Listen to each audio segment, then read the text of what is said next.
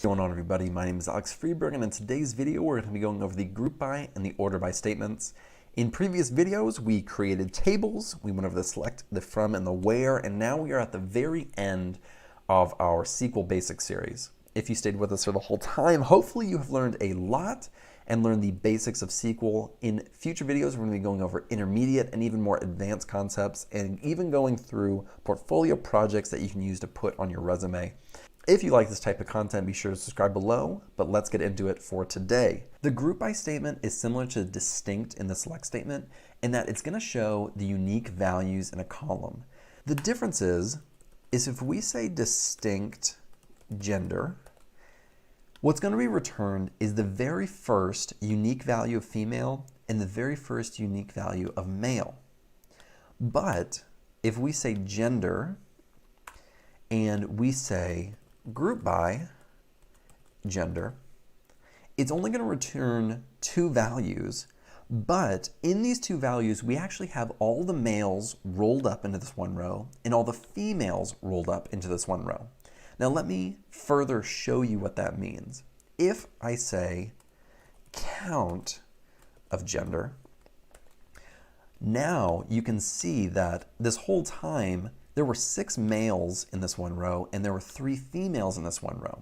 So with the distinct, it really is only showing us what value is in there that's unique. But with the group by, it's showing us what the unique value is, but it's also rolling them all up into one column so that we can use it for other things. Now real quick, I want to be able to see both of these at the same time. So let's just put this up here and let's run this so we can actually see both. Now let's add age to this statement down here, or this query. And let's only run this one. I want to show you what happens and why it happens. We're now looking at gender, age, and then the count of gender. So if we look down here, we only have one male who is 29. We have one male who is female, that's age 30, and so on and so forth. So none of these people are both the same gender and the same age. If, for example, we had 2 or 3 people who were male and who were 30 years old, then we would have a 2 or a 3 over here. So this count is actually being counted at each row that's being returned. So for our data that we have today, this isn't a fantastic example because it really split it out. There were any that were the same, but as you can see, you can put multiple columns as long as you put multiple down here. Now, why did we not have to put this count gender down here in this group by? That's because this count gender is actually a derived field or a derived column. It's derived based off the gender column. So it's technically not a real column that's in the table. It's one that we're creating that's fictional, per se. So the age and the gender are actual fields or actual columns that are in our table, so they have to be down here.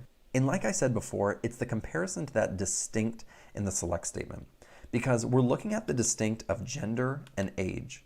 So we're saying distinct across multiple columns, both gender and age. Now, as we had it before, we were only looking at gender. It's going to roll all of those up into just male and female.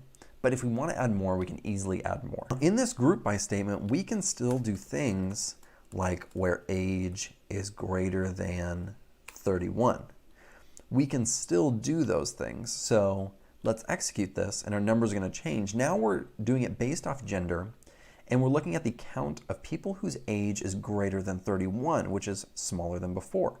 Now let's look at order by. I'll do it down here really quick for demonstration, but I am eventually going to come up here and use it because I think it'll be a little bit better. To completely round out this query down here, let me give this a name. Let's do count of gender. And then let's come down here and let's order by count gender. And when we run that, it's going to do 1, 3. And that's because as a default, SQL has an ascending feature, which is going to be smallest to largest going down. If we want to change that, we can change it to descending. That's going to be largest to smallest. So now we have 3, 1. And if we want to do it based off gender, and we do it descending, now we have Z to A. And so that's going to be male, female. And if we get rid of that, it's going to do the default ascending. And let's see what that brings. Female, male. Now, for what we're trying to do, let's look at this large table. So I think it's going to be a little bit more descriptive or a little bit better visually. Let's do order by, and let's do age. Let's run this, and it's going to order smallest to largest. If we do descending, it's going to do largest to smallest. Now, you don't only have to do just one thing.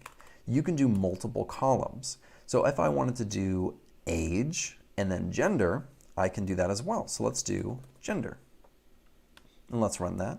So now we have the age, but under the age, we also have it ordered by female, and that's in ascending order. So A, B, C, D, F, so females first. So it's going to be female first, and then it's going to be male. And again, female and male. Now, we don't have to just let it be ascending for each one. If I wanted to do it reverse in this column, I can do descending. Now let's run that. And when we have 30, now male is first and female is second. And if I wanted to do that over here, I can do descending. And now we have them both descending.